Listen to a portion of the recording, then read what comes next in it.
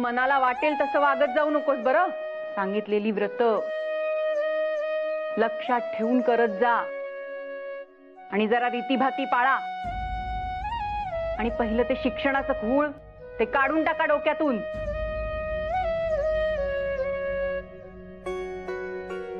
यात थोड्या दशम्या, थोडं पिठलं आणि शेंगदाण्याची चटणी आहे आणि मोरावळा सुद्धा ठेवलाय.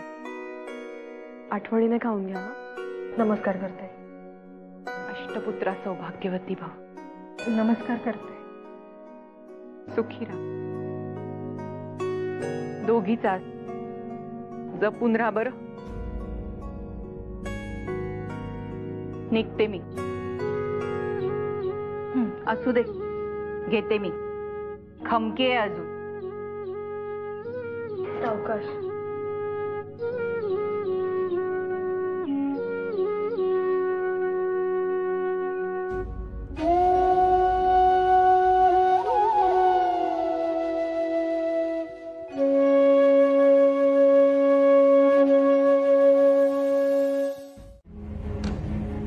आपण एक काम करू.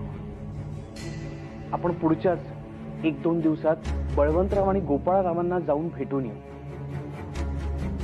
आणि बघू काही मार्ग निघतोय का.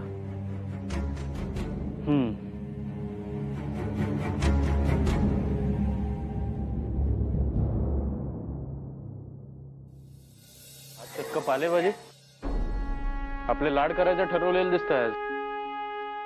उद्या पुढ्यात काय येईल सांगता येत नाही. आज पोटभर जेवून घ्या.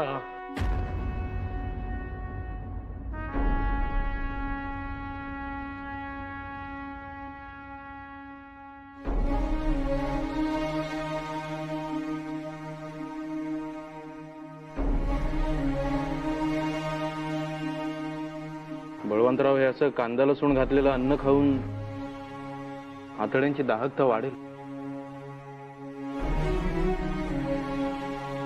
शिक्षा भोगण्याचा सगळ्यात क्रूर प्रकार आहे हा. समोर अन्न असूनही ते खाता न येणे. आजही भाकरीवरच भागवायला लागणार असे दिसते. अजून किती दिवस हेच करावं लागणार आहे कोणास ठाऊक. परीक्षेस बसलोय ना, आता ती पूर्ण करूनच उठायचे. फक्त आता ही परीक्षा किती दिवस चालणार भगवंतास ठाऊक. असो.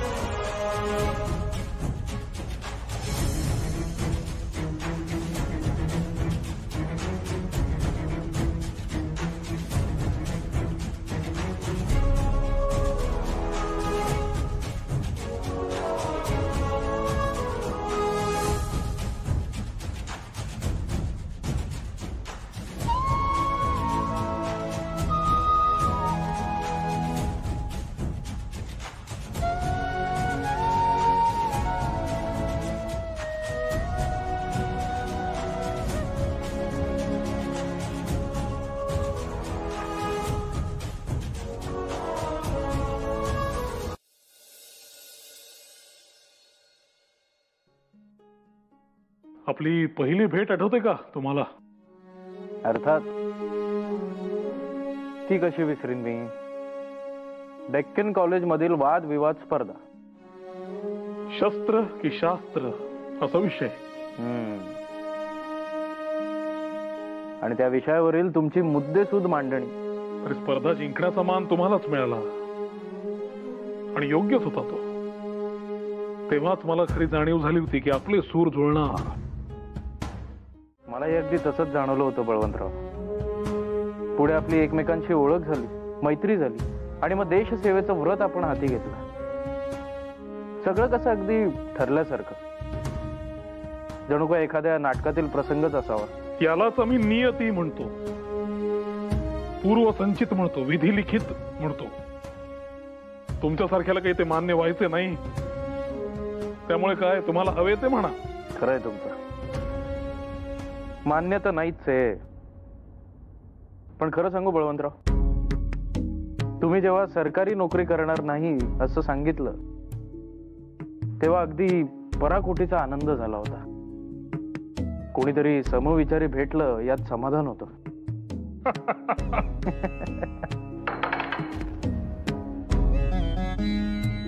मध्यरात्र झाली, झोपा आता. इतरांची तुमच्यामुळे झोप मोड होते.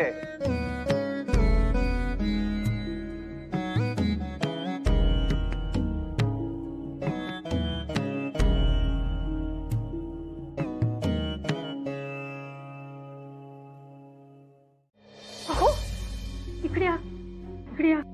बसा इकडे तुम्ही. सावकाश सावकाश. खूप त्रास होतोय का हो? थांबा, मी पाणी देते. हे घ्या. काय हो, खूप त्रास होतोय का आता? जीव नकोसा होतोय अगदी. असं अभद्र बोलू नका बाई.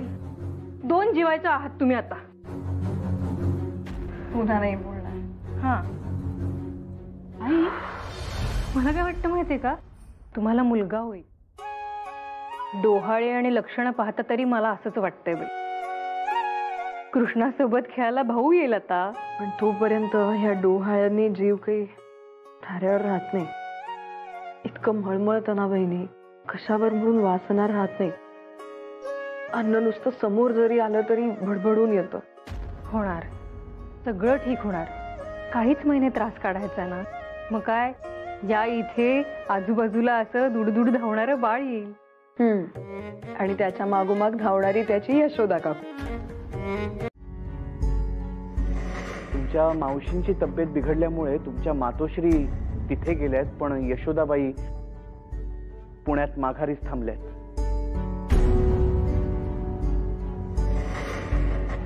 हे एक बरं केलं यशोदेने. आणि वहिनी सोबत आहेत त्यामुळे तशी काळजी नाहीये.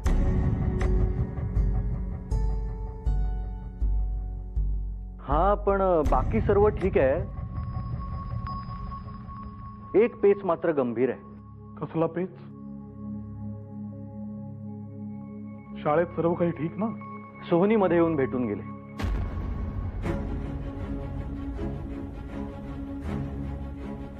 थकलेल्या कर्जाच्या हप्त्यांबद्दल बोलत होते.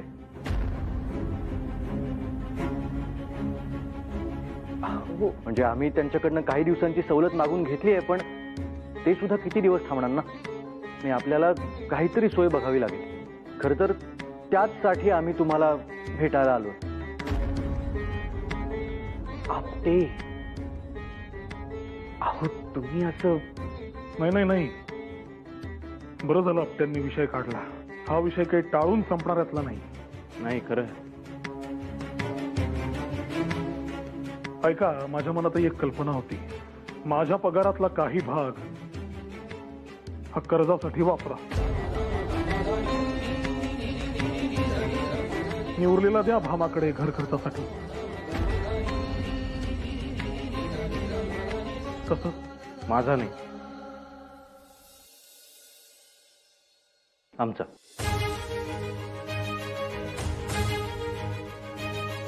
माझ्या पगारातले काही पैसे घरी द्या खर्चासाठी,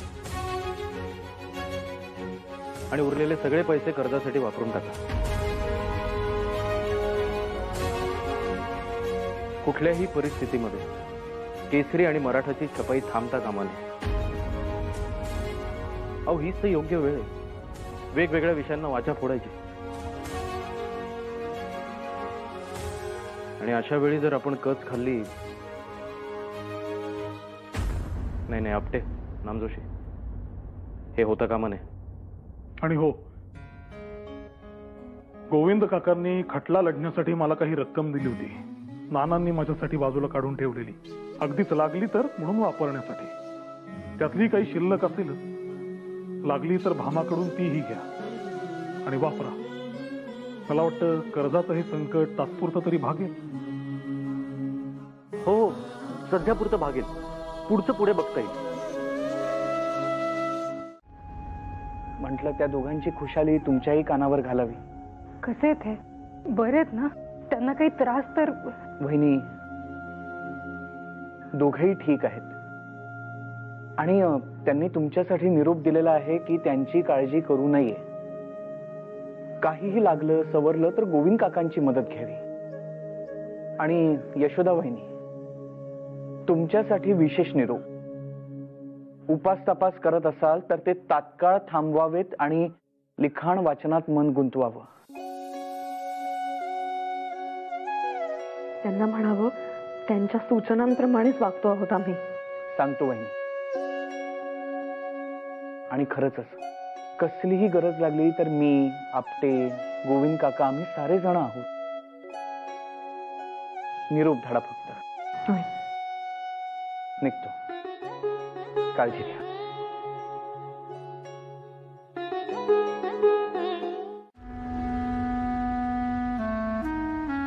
चिंतेची बाब आहे खरी, आणि या खटल्याच्या कामकाजादरम्यान दुर्लक्षही झालंय त्याच्याकडे, पण आता हातपाय मारावेच लागतील. काही पर्याय नाही. काय करावं आगरकर? आणि आपण जरी इथे आत अडकलेले असलो तरी शाळेवर, केसरी मराठावर आत येता कामा नाही.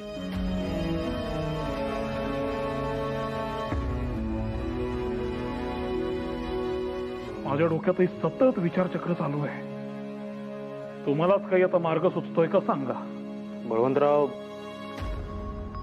तसंही आपल्या हातात आता भरपूर वेळ आहे. आपण असं केलं तर तुरुंगामधला जो वरिष्ठ माणूस आहे त्याला विनंती म्हणून अर्ज करू की आम्हाला लेखणी, पुस्तकं आणि कागद दे म्हणून. आणि माझं अर्धवट राहिलेलं नाटक विकार विलसितही पूर्ण होईल. म्हणजे आपल्या हातात काही पैसे येतील. शुभस्य शीघ्रम.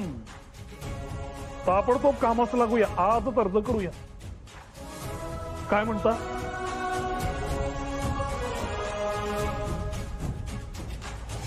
हे गोपाळराव आगरकर. बर, बोला, काय काम काढलं? लिखाणाच्या साहित्याची आणि पुस्तकांची मागणी करून इतके दिवस उलटून गेले. आज तागायत काहीही हालचाल नाही. याला काय म्हणावं याचे? आणि विचारलं तर रोज वेगळं कारण सांगितलं जातं. नाही, आज या विलंबाचं कारण आम्हाला कळायलाच हवं. आम्हाला तुरुंगवासाची शिक्षा झाली, एकांतवासाची किंवा काळ कोठडीची नव्हे. तुरुंगात रिकामटेकडे बसून राहणं आम्हाला पसंत नाही. याच कारणाने पुस्तकांची आणि लिखाणाच्या साहित्याची मागणी आम्हाला वरिष्ठांकडे करायची होती. पण आज सगळ्यात तुम्ही काहीही त्यावर केलेले नाही. याचे कारण काय? हे बघा, जर आपण आम्हाला ही मदत केली तर कोठडीतले हे दिवस थोडेफार सुसह्य होतील आम्हाला. आणि आता विनंती करूनही बरेच दिवस लोटलेत. इतकी वाट का पाहावी लागतील? ते काही नाही. आजच्या आज जर तुम्ही अर्ज केला नाही तर आम्हाला तुमची तक्रार वरिष्ठांकडे करावी लागेल. वाचन आणि लिखाण हा आमचा अधिकार आहे. खरंय. थांबा थांबा. म्हणजे पुस्तकांची मागणी करणारे ते आपणच? अर्थात. आणि तीच मागणी पूर्ण का झाली नाही हे विचारण्यासच आम्ही इथे आलोय. मी तुमची मागणी ऐकली, पण मला वाटलं ही थट्टाच आहे. थट्टा? अशी थट्टा कोण का करेल? आमच्याकडे साधारणपणे अन्नाबाबत, इतर सोयींबाबत विचारणा करणारेच अर्ज येतात. हा आता पुस्तकांची मागणी करणारा अर्ज पहिल्यांदाच आला, त्यामुळे मीच त्याच्याकडे दुर्लक्ष केलं. तुरुंगात कोणी वाचन करेल आणि लिखाण करेल हे पहिल्यांदाच घडतंय, म्हणून मी आजवर लक्ष दिलं नव्हतं. पण आता तुम्ही काळजी करू नका. मी आता याबाबत लगेचच कारवाई करतो. लगेच म्हणजे कधी? हे काय, आत्ताच अर्ज लिहायला घेतो.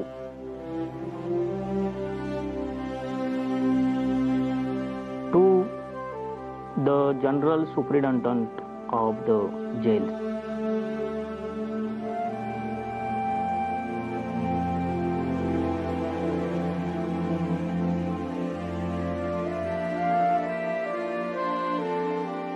झालं. आता लवकरच तुमचं साहित्य तुम्हाला मिळून जाईल आणि भाषांतरासाठी मागितलेली परवानगी सुद्धा. आभारी. येतो. यांचं नाव मी पुस्तक असं ठेवलं होतं ना, तेच बरोबर होतं. पुस्तक छान आहे की नाव. पुस्तक. पुस्तकराव टिळक. ताई, मग या नेमाने आमच्या ह्यांचं नाव काय बरं ठेवायचं? हे बारसं नंतर करू आपण. आधी त्या यादीतल्या सगळ्या गोष्टी या पिशवीत भरल्यात की नाही ते बघा बरं. हे झालं. टिपणवही टाकली? हो. ताई, तुम्हाला पुस्तक नाव कसं काय सुचलं? मी यांच्या घरी लग्न होऊन आले ना, तेव्हा प्रथमच इतकी सारी पुस्तकं पाहिली एकत्र. आणि यांचं वाचनाचं वेळ, बाई सतत कुठल्या ना कुठल्या तरी जाडजूड पुस्तकात तोंड घालून वाचन चालूच. मी एकदा सासूबाईंना म्हंटल, शेवटी तुम्ही यांचं नाव पुस्तक असंच ठेवायला हवं होतं. त्यांना मारहाणीची भाषा कळते. अहो तुरुंगामध्ये मजा होते, त्यांना आवडते काय रे. आणि उगाच अशी भाषणं देऊन त्याला बट्टा लावू नका. अहो मजा घेतायत तर घेऊन द्या ना. तुरुंगात असं काहीतरी करता येत आहे म्हणून यांनी आमचे आभारच मानले पाहिजे. थांबा, हे घ्या, हे घ्या, तुम्ही पण मजा घ्या.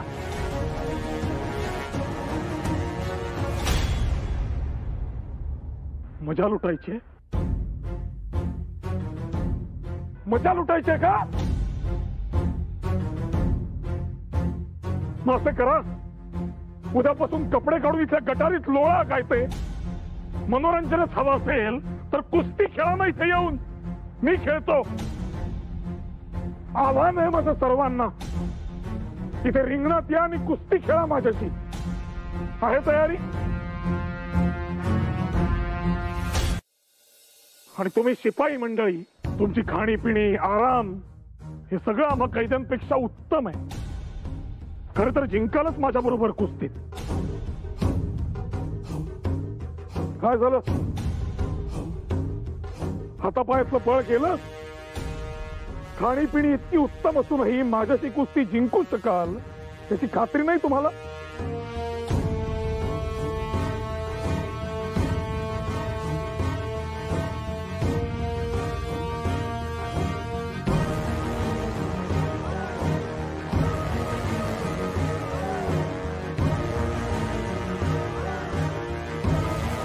हा खेळ जर आत्ताच्या आत्ता थांबवला नाही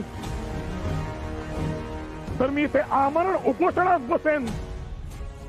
सांगून ठेवतोय. आपल्यातलाच एक कैदी आहे हा. त्याचा छळ तुम्ही इथे आनंदाने पाहताय हे केवळ क्रौर्य आहे. माणूस म्हणून अधःपतन आहे हे.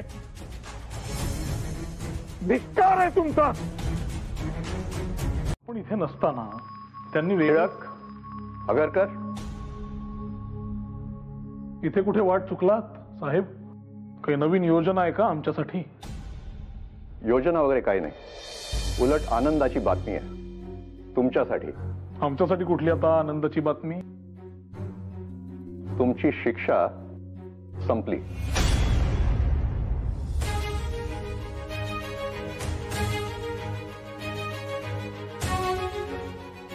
शिक्षा संपली?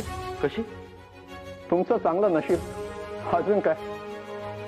तुमच्या चांगल्या वर्तनामुळे राणी सरकारने तुमच्या शिक्षेत तब्बल 19 दिवसांची सूट दिली आहे.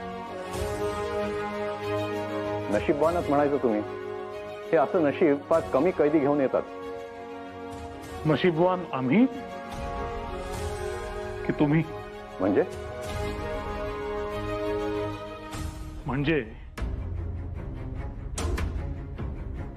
आम्हा कैद्यांमध्ये झुंज लावण्याचा तुमचा डाव तर आम्ही पलटवून लावला.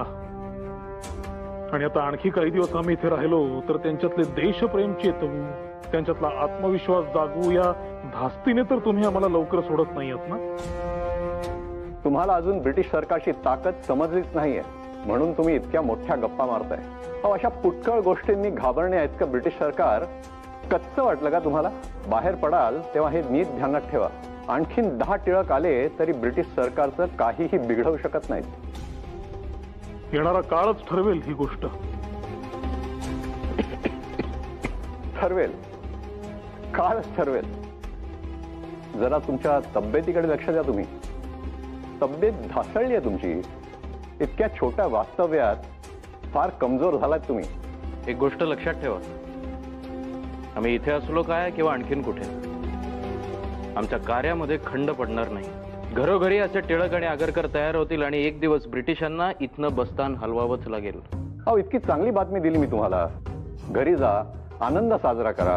अहो हे नुसते विषय काढता कशाला? तुम्ही खरंच नशीबवान म्हणून थोडक्यात भागलं काय. बळवंतराव, हे थोडक्यात भागलं काय म्हणताय? खरं तर आपली शिक्षाच अयोग्य होती. त्यांना जरा तरी सद्बुद्धी आली म्हणायची. आता लवकरच आपल्याला आपले नेहमीचे जगणे सुरू करता येईल. उशिरा का होईना, अक्कल आली यांना. खरंय. अहो पण बळवंतराव, आता आपल्या पुस्तकाचं नाव बदलायला लागेल. म्हणजे अहो म्हणजे 101 दिवसातच बंधमुक्त झालो आपण. आता डोंगरीतील आमचे 101 दिवस असं नाव ठेवायला लागेल पुस्तकाचं. अगदी खरंय. अगो बाई, काय होतं? काय झालं परत? तुम्हाला काही त्रास? अहो ते नव्हे, हे पाहताय का? म्हणावं तसं घराकडे लक्ष दिलेलं नाही आपण इतक्या दिवसात. काय दुर्दशा झालीये घराची. वहिनी, या दोघांसोबत आपल्या घराने सुद्धा 100 दिवसांचा तुरुंगवास भोगला म्हणायचा. चला आज ही सगळी धूळ झटकून टाकू, झाडलोट करूयात घराची. कसं? हो बाई, घरातला कोपरा आणि कोपरा लखलखीत करूया. काय हो ताई, 100 दिवस त्या घाणेरड्या तुरुंगात उभं गाव असेल हो त्यांना. हो खरंय. वहिनी, अहो मी म्हणते खरी ही सगळी झाडलोट करायची, पण माझी तब्येत ही अशी, माझ्याच्याने आता काही चटचट कामं होतील अशी शक्यता नाही. मी आहे ना. इकडे या. बसा इकडे. बसा निवांत. मी करते सगळं. आणि वहिनी, वहिनी, भाऊजी, काय हो, काय झालं? धावतचे आलात? स्वारी आलीये बरं का पुण्यात. इतक्यात आले सुद्धा? हो, आता कधी घरी पोचतीलच. अगं बाई, पण म्हणजे इतक्यात येऊन पोहोचले म्हणायचे, पण इथले कितीतरी कामं राहिली आहेत अजून. हे अहो, दाराला तोरण सुद्धा लावायचंय अजून. मी काय म्हणते, तुम्ही आधी जा आणि झेंडूची फुलं आणा पाहू. जा. हो आणतो. ऐका, झेंडूची नाही मिळाली तर जी मिळतील ती आणा. ऐका ऐका, मी काय म्हणते, तुम्ही आपल्या परसदारातनं आंब्याची डहाळी आणता का? थांबा, आंब्याच्या डहाळीचं मी पाहते. तुम्ही की नाही आठवणीने 2 तोरणं आणा. एक यशोदा बहिणींसाठी सुद्धा लागेल ना. हो हो आणतो, आणि दाराला तोरणही लावतो, तुम्ही काळजी करू नका. हो. थांबा थांबा, ऐका, अहो एक गुळाची ढेप आणा बाजारातून. आज काहीतरी गोडाधोडाचं करावं लागेल.